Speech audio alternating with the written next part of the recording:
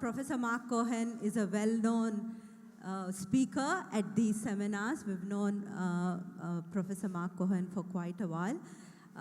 He's a professor of health sciences at RMIT University, where he conducts research into wellness and yoga. So you can see that where he's got that inclination to yoga. His mom, you saw him perform, Eva Cohen perform today. So we will now have Professor Marc Cohen, who will be leading the next part of the session. He will be covering on holistic health. And after that, we will have Deeptiman ji, who will be summarizing his talk. Please welcome Professor Marc Cohen.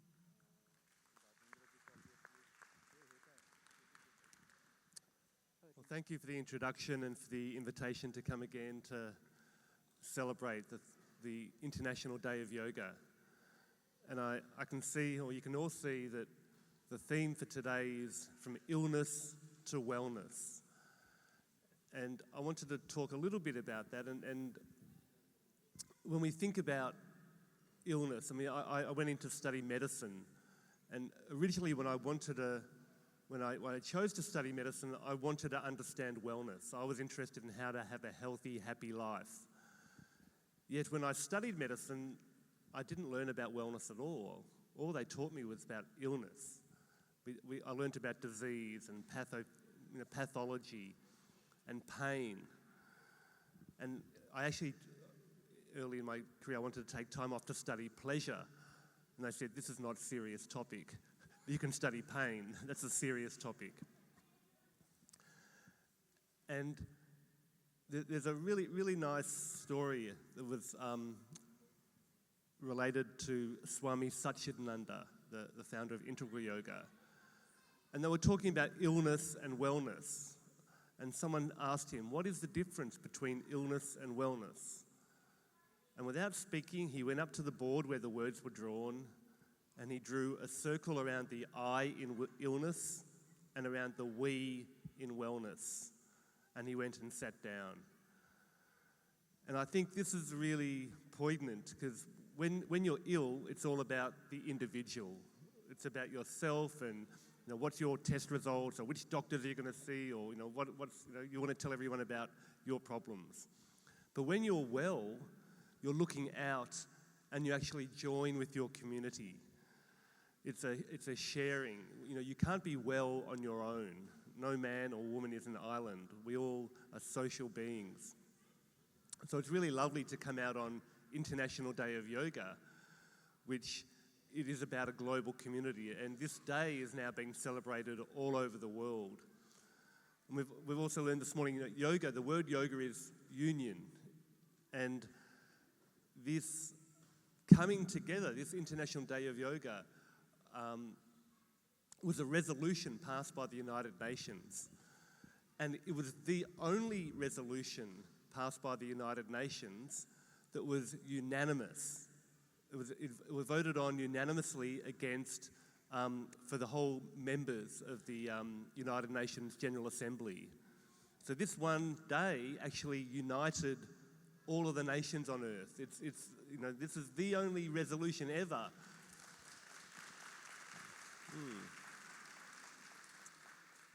And I think this is very, very poignant as well, that the idea of yoga could actually, everybody, all the United Nations General Assembly could agree on this day. And still, it's the only thing they've agreed on. And the other thing I would like to briefly talk about is the idea of union within ourselves, within our body, our breath, and our brain. And I've done a lot of yoga research over the last 15, 20 years into meditation and different asana and pranayama practice. And I'm starting to learn and understand more about what happens at the cellular level. But I think when we do yoga, we develop a direct relationship with our cells through our breath. And the engines of our cells are called the mitochondria. This is where the energy is produced, where the oxygen actually gets burnt where the oxygen gets consumed. And your cells require this respiration, they require the oxygen from your breath, and then they require the carbon dioxide to be expelled. But you can consciously control your breath.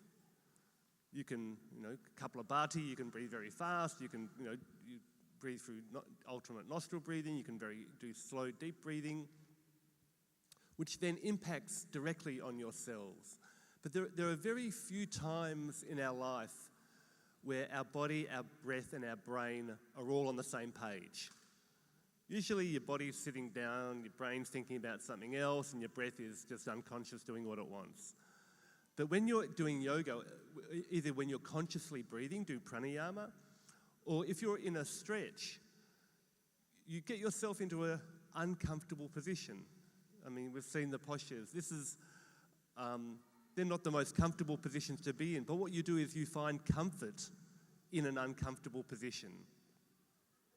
And in that uncomfortable position, you need to be concentrating on the part of your body that's been stretched. So it forces your mind there, and it forces you to focus on your breathing.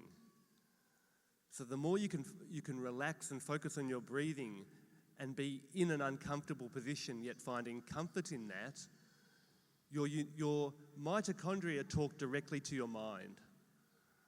You're making this connection direct between every single cell in your body, your mind, and you're doing it through the breath. And I think yoga has this power to teach us how we can be comfortable in very uncomfortable positions. Now, asana practice is originally designed to make you comfortable to sit for meditation. But no matter how comfortable your seat is, how comfortable your sitting is, if you're meditating for hours, even the most comfortable seat becomes uncomfortable. In hospitals, when patients can't move, you can be in the most comfortable bed. If you don't move, you get bed sores.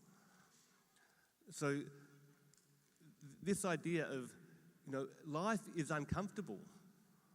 We can't always be in a perfect environment and really, with the right temperature and the right sound and silence and nourishment that we need. Life throws us uncomfortable situations. Yet the practice of yoga, which teaches us but also gives us the direct experience of saying, yes, I can put myself in an uncomfortable position and I can be comfortable there. And finding comfort, and this is what I'm still learning and we're doing more research on, finding comfort very often means finding comfort with your breath. Because when you're uncomfortable, your body takes over your breathing. You jump into a freezing water, you go into a panic breath, a hyperventilation. When you're in pain, you naturally contract and hold your breath. So this ability to actually consciously control, okay, I'm going to go into this position, it's at the edge of my ability, of my stretch, of my comfort zone, but I'm going to explore my comfort zone and I'm going to take control of my breath. And I'm just going to be in this position and just breathe relaxed. So it's not painful. It is not uncomfortable. My teachers have always taught me, if I'm in a yoga pose, a asana, and it's painful, then this is not yoga. This is something else. This is exercise. Because yoga is finding this point of balance, of union between the body, the brain, and the breath. So I think this is really important in today's world, where we have so many pressures, pollutants, and problems, whether it's social, personal, financial, medical, that we have to overcome. And I think having this practice of yoga, to know that we can find comfort in any situation, I think is one of the most powerful things we can do. I mean, they say that, the only inevitable things in life is death and taxes. Neither of them are comfortable. However, I think yoga and having this ability to connect with our ourselves and the external environment, this union allows us to overcome that. And some of the, I've written in this souvenir, you can read about the connection we have when we meditate. When we meditate, our brain waves go into alpha rhythm. This is the frequency of the whole planet.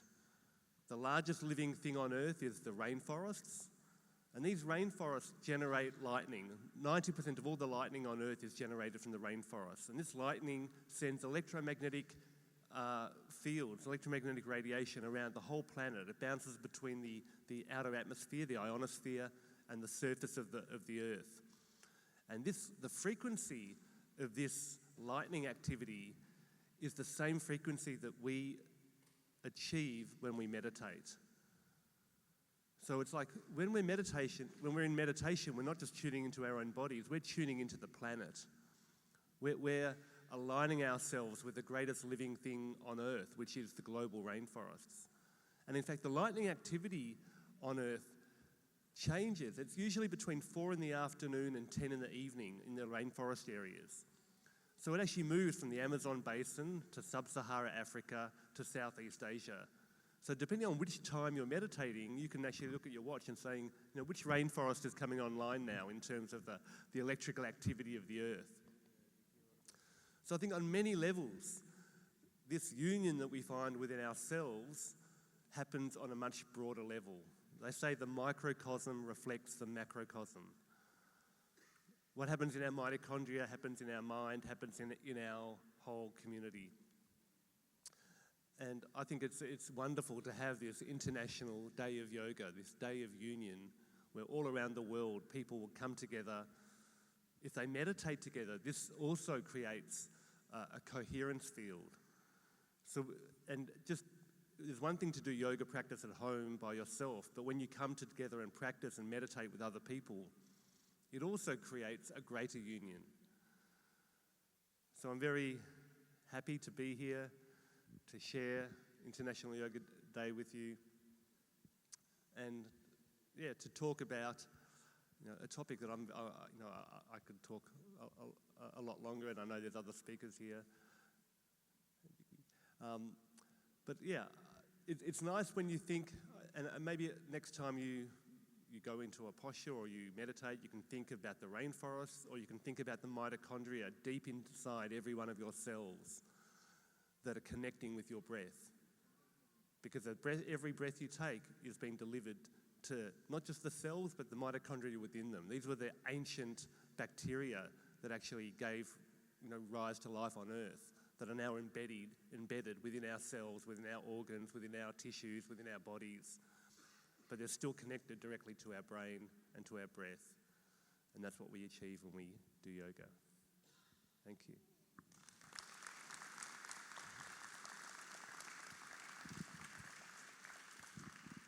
Thank you so much, Professor Marc Cohen.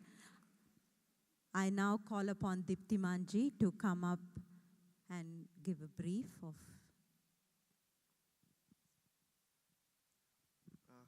I have been given a very tough task. You ask a child to go to seashore, look at the ocean, and say, okay, summarize now in 2 words. What did you see? So I can only say 2 words, wow, and amazing. Professor Marc Cohen is a pioneer in the field of blending of medicine and integrative approaches to medicine. And as he mentioned, he is a Bachelor of Medicine in 1986, when many of us were not even born. And since then, he has traveled so many shores, I would say, so many oceans, the 7 oceans of the world, like the Ashtanga 8 steps of yoga. And he is currently, among so many things, he is also board member of Australasian Integrative Medicine Association, AIMA, and he has represented Australia and so many other organizations in over 100 conferences all over the world, and also within Australia, so 100, wonderful. So congratulations to you, Professor Cohen. You are still going and doing so many great things. And you talked about this alpha waves. Now, I will just encourage everybody to look into the souvenir and read the article where he mentions about Schumann resonances and how we are all synchronized to the rainforests. You also talked about the journey from illness to wellness, I to W. So if you are in trouble, dig deep, go into the well, and you will find sweet water there. W is for wellness. You also talked about 3 B's: brain, breath, and body. So this is a wonderful thing. If we are synchronized among these 3 things, we can achieve a lot of things. And the most wonderful thing which you talked about was comfort in discomfort, which is also epitomized in Patanjali Yoga Sutra, Isthiram Sukham Asanam. So that's also a great concept, and you put it so beautifully. So if only we take away 2 simple messages from your great speech, just the symphony in brain, body, and breath, and comfort in discomfort, and then we will be living a comfortable life. Thanks, Professor Marc Cohen.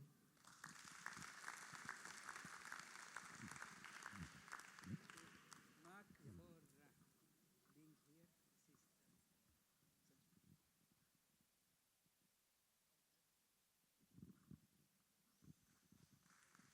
here. Here, and we look forward to seeing you again.